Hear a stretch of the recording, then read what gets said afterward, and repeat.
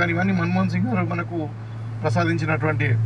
సరే, ఇక్కడ మన స్థానికంగా మన ముఖ్యమంత్రి గారు అప్పుడు సమైక్యాంధ్ర రాష్ట్రంలో రాజశేఖర రెడ్డి గారు ఆధ్వర్యంలో జరిగిన మరి కేంద్ర ప్రభుత్వ సహకారంతోనే జరిగింది కాబట్టి ఆ క్రెడిట్ కూడా మన్మోహన్ సింగ్ గారికి ఇస్తూ, మరి అంత మచ్చలేని వ్యక్తి 10 సంవత్సరాలు ప్రధానమంత్రిగా పనిచేసిన ఎక్కడ కూడా చిన్న కరప్షన్ లేదు, ఒక చిన్న మచ్చలేనటువంటి వ్యక్తి, దేశం కొరకు జీవించినటువంటి వ్యక్తులు కాబట్టి వాళ్ళకు ఘనంగా నివాళులు అర్పిస్తూ మరి ఈరోజు ఒక సంతాప దినంగా మనం 7 రోజులు సంతాప దినం మనం పాటిస్తామని చెప్పి కోరుకుంటూ మరి వాళ్ళ జీవితాన్ని, వాళ్ళ జీవిత యొక్క లక్ష్యాలను, వాళ్ళ జీవన విధానాన్ని మన అందరం కూడా ఆదర్శంగా తీసుకొని భవిష్యత్తులో భారతదేశ నిర్మాణంలో ఒక భారతీయ పౌరుడిగా మన తెలంగాణ రాష్ట్ర అభివృద్ధిలో మనందరం కూడా వాళ్ళ ఆశయాలను, వాళ్ళ విధానాలను మనము అనుగుణంగా తీసుకొని వాళ్ళని ఫాలో అవుతూ మనం ముందుకు పోదామని చెప్పి ఈ సందర్భంగా కోరుకుంటా ఉన్నాను. ప్రధానమంత్రి యూపీఏ గవర్నమెంట్లో 2004 నుండి 14 వరకు 10 సంవత్సరాలు ఈ అఖండ భారతదేశానికి, స్వతంత్ర భారతదేశానికి 10 సంవత్సరాలు ప్రధానమంత్రిగా పనిచేసినటువంటి వ్యక్తి. యూపీఏ గవర్నమెంట్లో పెద్దలు సోనియా గాంధీ గారు యూపీఏ చైర్పర్సన్గా, మరి లీడర్ ఆఫ్ ద హౌస్ ఫ్లోర్లో పార్లమెంట్లో మరి మన్మోహన్ సింగ్ గారు ప్రధానమంత్రిగా పనిచేసినటువంటి విషయం మీకు అందరూ కూడా తెలుసు. మరి భారతదేశం తీవ్ర ఆర్థిక ఏమంటారు అంటే సంక్షోభంలో ఉన్నప్పుడు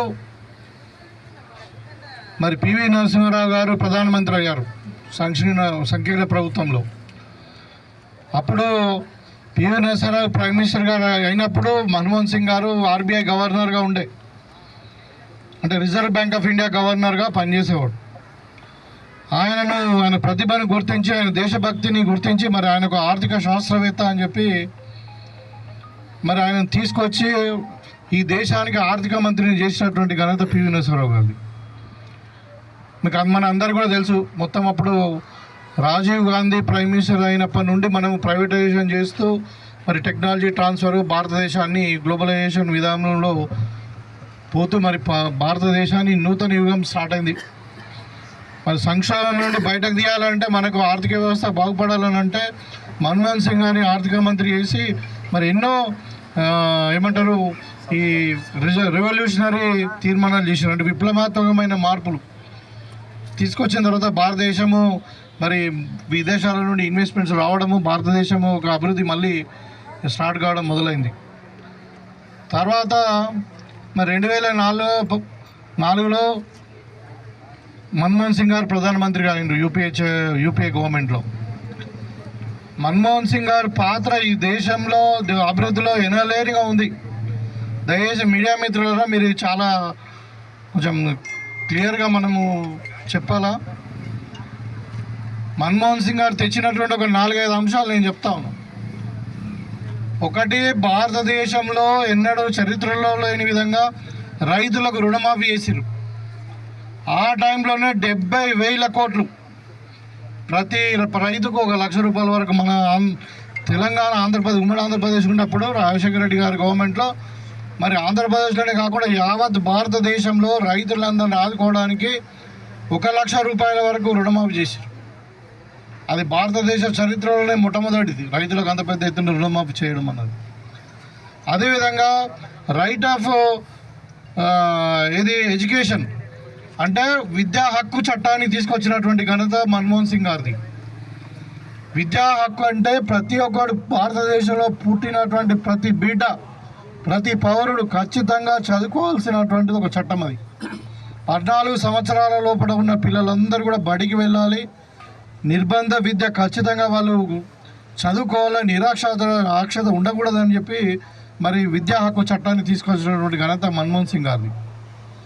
అదేవిధంగా ఉపాధి హామీ పథకం, ఎన్ఆర్ఈజిఎస్, మనం ఇప్పుడు గుట్టపని ఉపాధి హామీ పథకం ఉంది కదా, జాతీయ ఉపాధి హామీ పథకాన్ని కూడా మరి ప్రతి నిరుపేదవాడు, మనం ఏంటంటే భారతదేశం మొత్తం కూడా వ్యవసాయ ఆధారిత కుటుంబాలే 60 నుండి 70% మంది ఉన్నారు. కాబట్టి మనకు వ్యవసాయం అనేది సీజనల్, సంవత్సరానికి 2 పంటలు పండినా 3 నెలలు ఒకసారి, 3 నెలలు ఒకసారి మరి అంటే పని దొరుకుతుంది. ఇంకొక 6 నెలలు పని ఉండదు, మరి పని కల్పించాలనే ఉద్దేశంతోనే ఈ 100 రోజుల పనిని కల్పించి జాతీయ స్థాయిలో ఉపాధి హామీ పథకాన్ని రైతు కూలీలకు కల్పించింది కూడా మన్మోహన్ సింగ్ ప్రభుత్వంలోనే.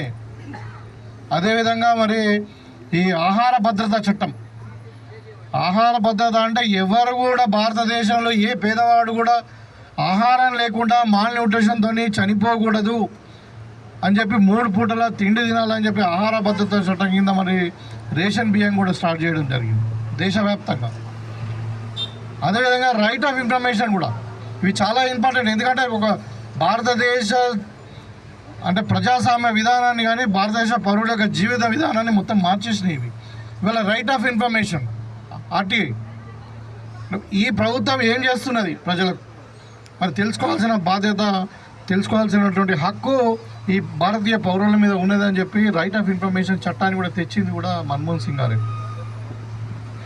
ఇంకా ముఖ్యంగా మనకు చెప్పుకోవాలనంటే మన హైదరాబాద్ డెవలప్మెంట్లో ఇవాళ మెట్రో కానివ్వండి, అదేవిధంగా international airport Rajiv Gandhi international airport కానివ్వండి, మనకిప్పుడు మణిహారంగా చెప్పుకుంటున్న ఔటర్ రింగ్ రోడ్ కానీ ఇవన్నీ కూడా శాంక్షన్ చేసి మన్మోహన్ సింగ్ గారు ప్రైమ్ మినిస్టర్ ఉన్నప్పుడే కేంద్ర ప్రభుత్వం సహకారంతో మనము ఇవన్నీ నిర్మించుకున్నటువంటి పరిస్థితి మనకందరూ కూడా గుర్తు చేసుకోవాల్సిన అవసరం ఉంది.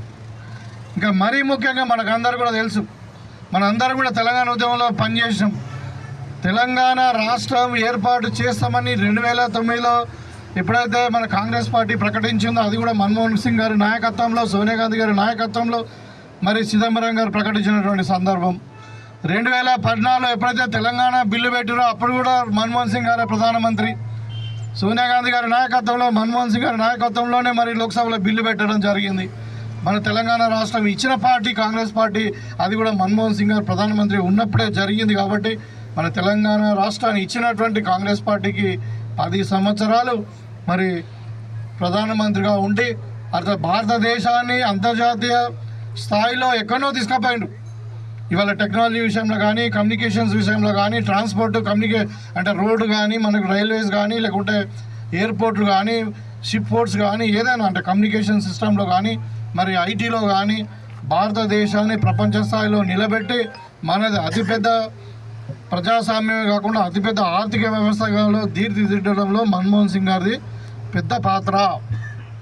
మరి వారు ఈరోజు మన మధ్యన లేకపోవడం అనేది చిరంగా చాలా బాధాకరం. మరి వారికి అందరు కూడా మనం ఇవాళ నివాళులు అర్పించుకున్నాం.